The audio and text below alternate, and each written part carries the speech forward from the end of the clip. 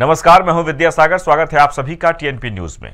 लोकसभा चुनाव में बेहतर प्रदर्शन करने के लिए बीएसपी ने अपनी तैयारियां तेज कर दी है। बेहतर प्रदर्शन करने के लिए बीएसपी भी अब बीजेपी के रास्ते पर चल निकली है। अब ये बात बीजेपी नेताओं को चुभने लगी है। बसपा ने बीजेपी के खिलाफ उसी के तरीके पर काम करते हुए बूथ स्तर पर युवाओं को जोड़ने की रणनीति बनाई है। बीएसपी आगामी लोकसभा चुनाव के लिए हर बूथ पर 5 युवाओं की कमेटी बनाने जा रही है, जबकि हर स्तर पर बनी हुई कमेटियों में 50% युवाओं को तरजीह देने जा रही है। लेकिन बसपा की इस नई चाल पर बीजेपी नेताओं की प्रतिक्रिया आने लगी है। केंद्रीय मंत्री बीएल वर्मा ने कहा कि बीएसपी को नई रणनीति से कोई फायदा नहीं होने वाला है, क्योंकि उनके पास जमीनी स्तर पर बूथ मैनेजमेंट के लिए कोई तंत्र ही नहीं है। वहीं होली से पहले मथुरा, वृंदावन सहित पूरे जनपद में व्यवस्थाओं को दुरुस्त करने के लिए प्रशासन लगातार काम कर रहा है। कमिश्नर ने जिलाधिकारी, नगर आयुक्त, वरिष्ठ पुलिस अधीक्षक के साथ रिक्शा में बैठकर कृष्णा नगर क्षेत्र का निरीक्षण किया। इस दौरान अधिकारियों ने स्थानीय कारोबारियों और लोगों से बातचीत की। भ्रमण के दौरान यह पता लगाने की कोशिश की गई कि स्थानीय स्तर पर किस तरह की परेशानियों का यहां लोगों को सामना करना पड़ रहा है, जिससे उनका समाधान किया जा सके। वहीं जिला प्रशासन और नगर निगम मिलकर कोशिश कर रहे हैं कि सुंदर वातावरण बनाया जाए और श्रद्धालुओं को अच्छी सुविधाएं प्रदान करें। मथुरा में नगर निगम इस समय लगातार प्रतिबंधित प्लास्टिक के उत्पादों पर कार्रवाई कर रहा है।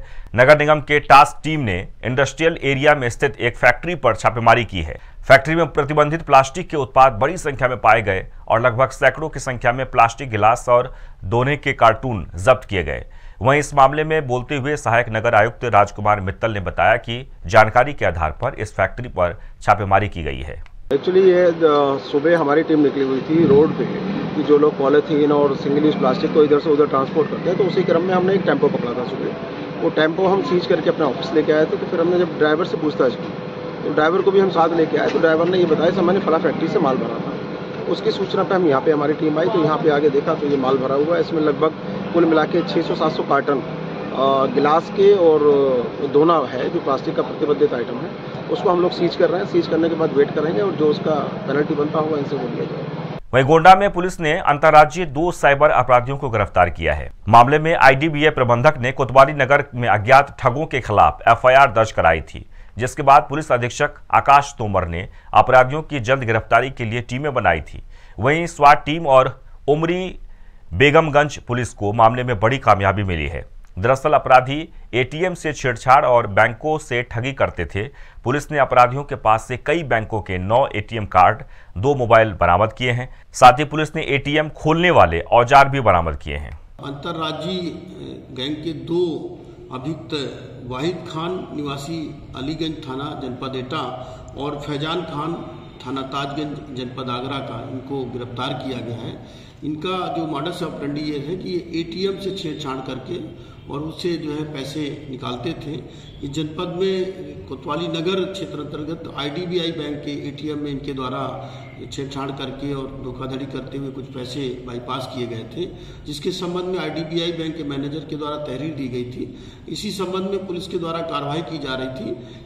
ये उमरी बेगमगंज क्षेत्र में ये दूसरी वारदात करने वाले थे। पुलिस को सूचना मिली और उसके आधार पर इनको गिरफ्तार किया गया है। वहीं मथुरा के बरसाना में लठमार होली को लेकर सभी प्रतिष्ठानों के मालिकों में काफी उत्साह का माहौल है। वैसे तो बसंत पंचमी से ही 40 दिवसीय होली की धूम शुरू हो जाती है, जबकि दुकानदार का कहना है कि 40 दिन पहले से ही प्रतिष्ठानों पर ऑर्डर लगने शुरू हो जाते हैं और हम लोग 40 दिन के अंदर करीब 250 से 300 पारंपरिक परिधान तैयार कर देते हैं।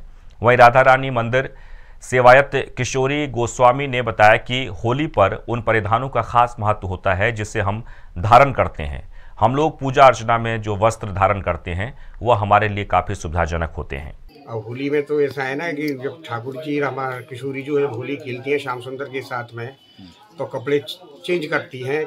कोई रंग डाल जाता है तो फिर किशोरी जी चेंज करा देते हैं हम लोग, फिर दोबारा पहन धारण होती है। दोबारा भी जब ठाकुर जी आकर के छुप करके से रंग डाल जाता है, फिर किशोरी जी हमारे बार बार वस्त्रें बदलती हैं। कितनी पोशाकों का ऑर्डर मिला है? करीब 50 पोशाकों का ऑर्डर है मेरे पास में। कब से तैयारी कर रहे हैं आप? मैं बसंत पंचमी से तैयारी में लगा हुआ हूँ। देखो भैया, ऐसा है हमारी पारंपरिक वेशभूषा है, क्योंकि जहाँ पर जैसा देश और वैसा भेष।